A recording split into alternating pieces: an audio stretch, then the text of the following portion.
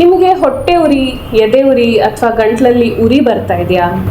ಅಥವಾ ತಿನ್ನುವಾಗ ಅಥವಾ ಸುಮ್ಮನೆ ಇದ್ದಾಗಲೂ ಇಲ್ಲಿ ಗಂಟ್ಲಲ್ಲಿ ಏನೋ ಇದೆ, ಸಿಕ್ಕಾಕೊಂಡಿದೆ ಅನ್ನೋ ಥರ ಅನ್ಸುತ್ತಾ? ಅಥವಾ ಕೆಮ್ಮು ಹೋಗ್ತಾನೆ ಇಲ್ವಾ? ಕೆಮ್ಮಿಂದ ಎಷ್ಟೇ ಔಷಧಿ ತೊಗೊಂಡ್ರು ಅಥವಾ ಮೆಣಸಿನ ಸಾರು ಏನೇ ತಿಂದ್ರೂ ಕೆಮ್ಮಂತೂ ಕಡಿಮೆನೇ ಆಗ್ತಿಲ್ಲ, ಆ್ಯಂಟಿಬಯೋಟಿಕ್ಸ್ ತೊಗೊಂಡ್ರೂ ಕಡಿಮೆ ಆಗ್ತಿಲ್ಲ, ಆ ಥರ ಇದೆಯಾ? ಅಥವಾ ತೇಗು ಬರ್ತಾನೇ ಇರುತ್ತಾ? ಅಥವಾ ಗ್ಯಾಸ್ ಪಾಸ್ ಮಾಡೋದಕ್ಕೆ ತೊಂದರೆ ಆಗ್ತಾ ಇದೆಯಾ? ಕರೆಕ್ಟಾಗಿ ಕ್ಲಿಯರ್ ಆಗ್ತಿಲ್ಲ ಅಂತ ಅನ್ನಿಸ್ತಾ ಇದೆಯಾ? ಊಟ ಮಾಡಿದ ತಕ್ಷಣ ಒಂದು ಸ್ವಲ್ಪ ತಿಂದ್ರೂ ಹೊಟ್ಟೆ ತುಂಬೋಗುತ್ತೆ, ಹೊಟ್ಟೆ ಉಬ್ಬರಿಸ್ಕೊತಾ ಇದೆ, ಆ ಥರ ಏನಾದರೂ ತೊಂದರೆಗಳಿದೆಯಾ? ಇದು ಯಾಕಾಗತ್ತೆ? ಇದರ ಪರಿಹಾರ ಏನು? ನಾನು doctor Prithwija Chakravarti, Chirayu Ayurveda hospitals, unit of Chira global hospitals ಅಲ್ಲಿ ಆಯುರ್ವೇದ ವೈದ್ಯೆ. ಸೊ ನಿಮಗೆ ಹೊಟ್ಟೆಯಲ್ಲಿ ಉರಿ ಬರೋದು, ಎದೆಯಲ್ಲಿ ಉರಿ ಬರೋದು ಅಥವಾ ಬಾಯಲ್ಲಿ ಹುಳಿ ಹುಳಿ ಥರ ಟೇಸ್ಟ್ ಬರೋದು, ಇದೆಲ್ಲದಕ್ಕೂ ಕಾರಣ ನಮ್ಮ ಶರೀರದಲ್ಲಿರೋ ಪಿತ್ತ ದೋಷದಿಂದ. ಇದನ್ನ ಅಮ್ಲ ಪಿತ್ತ ಅಂತ ಕರಿತೀವಿ ಆಯುರ್ವೇದದಲ್ಲಿ.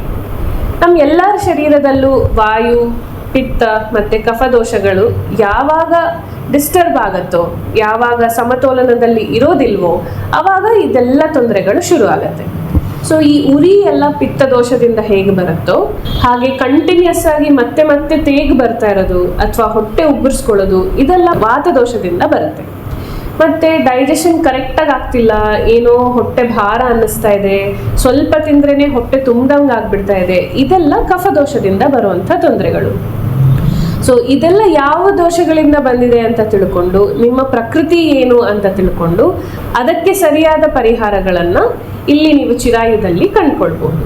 ಸೊ ಇದರಲ್ಲಿ ನಾವು ಏನು ಮಾಡ್ತೀವಿ ಅಂತಂದರೆ, ಆಯುರ್ವೇದ ಔಷಧಿಗಳಿಂದ ಅದನ್ನು ಶಮನ ಮಾಡೋಕ್ಕೆ ಪ್ರಯತ್ನ ಮಾಡ್ತೀವಿ. ಮತ್ತು ನಿಮ್ಮ ಅಗ್ನಿ ಏನಿದೆ ಅದನ್ನು ಮೊದಲು ಸರಿ ಮಾಡೋಕ್ಕೆ ಔಷಧಿಗಳನ್ನು ಕೊಡ್ತೇವೆ. ಅದು ಬಿಟ್ಟು ತುಂಬ ವರ್ಷಗಳಿಂದ ಹೀಗೆ ಆಗ್ತಿದೆ, ಏನೇ ತಗೊಂಡ್ರೂ ಹೋಗ್ತಾ ಇಲ್ಲ ಅಂತಂದಾಗ ಪಂಚಕರ್ಮ ಚಿಕಿತ್ಸೆಗಳನ್ನು ಕೊಡ್ತೀವಿ. ವಿರೇಚನ ಅಂತ ಒಂದು ಟ್ರೀಟ್ಮೆಂಟ್ ಇದೆ, ಪಂಚಕರ್ಮ ಟ್ರೀಟ್ಮೆಂಟ್. ಅದರಲ್ಲಿ ಲೂಸ್ ಮೋಷನ್ ಆಗೋದಕ್ಕೆ ಔಷಧಿಗಳನ್ನು ಕೊಡ್ತೀವಿ. ಇದು 10 ದಿನ ಕಾಲ ನಡೆಯುವಂಥದ್ದು. ಕೊನೆಯ ದಿನ ಮಾತ್ರ ಲೂಸ್ ಮೋಷನಿಗೆ ಔಷಧಿ ಕೊಡ್ತೀವಿ. ಅದಕ್ಕೆ ಮುಂಚೆ ಶರೀರನ ಪ್ರಿಪೇರ್ ಮಾಡಿ, ಅದಕ್ಕೆ ಅಭ್ಯಂಗ ಕೊಟ್ಟು, ಸ್ಟೀಮ್ ಕೊಟ್ಟು ಅದೆಲ್ಲ ಮಾಡಿ ರೆಡಿ ಮಾಡಿ ಕೊನೆಯ ದಿನ ಲೂಸ್ ಮೋಷನಿಗೆ ಔಷಧಿ ಕೊಡ್ತೀವಿ. ಈ ತೊಂದರೆಗೆ ಉಪಯೋಗ ಆಗುವಂಥ ಪಂಚಕರ್ಮ ಈ ವಿರೇಚನ.